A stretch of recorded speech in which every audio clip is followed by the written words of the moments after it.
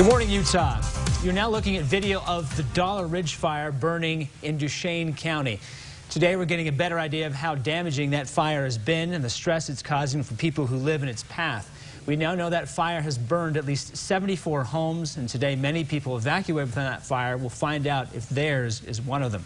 Utah Red Cross volunteers are there helping those in need. And this morning, Kirsten Stewart from the Red Cross is explaining what they're doing and how you can help some of those people who are in need. Thanks for being here this morning, Kirsten. Thank you. So what are you doing for people right there who are in the throes of this whole thing in Duchesne County, trying to find out whether they have a home to go back to today? Well, now that the shelter is closed, the misconception sometimes is when we would close a shelter that we're going to pack up and leave, and that's not the case. Basically, all the work now starts. So you've been helping provide some of the shelters for these people who are there. Correct. And what else have you seen when you've been down there?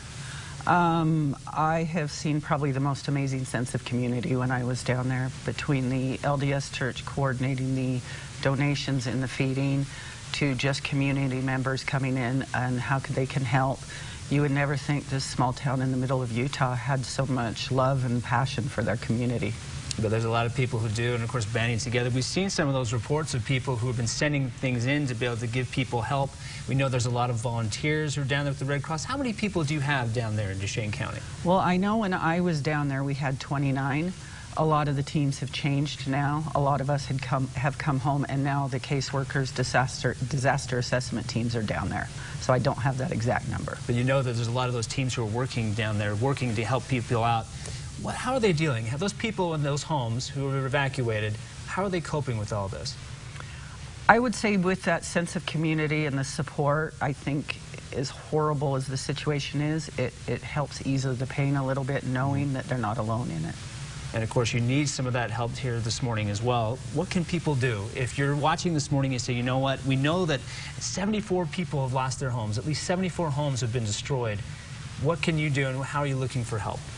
With us, with Red Cross, they can donate to the disaster fund through 1-800-RED Cross, or go to www.redcross.org, or even something as simple as texting Red Cross to 90999. If they can't necessarily donate, they can also go to the website at www.redcross.org and fill out a volunteer application, and one of the local chapters will get in touch with them, get them set on their training, and they'll have the opportunity to deploy it to another disaster that we may help with. So really, you're just looking for help to be able to supply the things that people need down there. Of course, there's a lot of ways to be able to connect and donate. Obviously, those money donations go a long way. Yes. What are some of the things that those money donations go towards? Well, for instance, right now, our emergency response vehicles are down supplying waters and snacks to the firefighters, to those who have been displaced and now are in cleaning up their homes, to the emergency kits, to the cleaning kits, so they can now go in and clean their homes. That's what that money goes to in this state. So still a lot of work left to be done, even though that the fire is at least out in their neighborhood. And if you want to be able to help out again, we'll have a link to how you can make those donations to the Red Cross. You can see the website right there. The link is at goodforutah.com/GMU. Talking this morning with Kirsten Stewart here from the Utah Red Cross.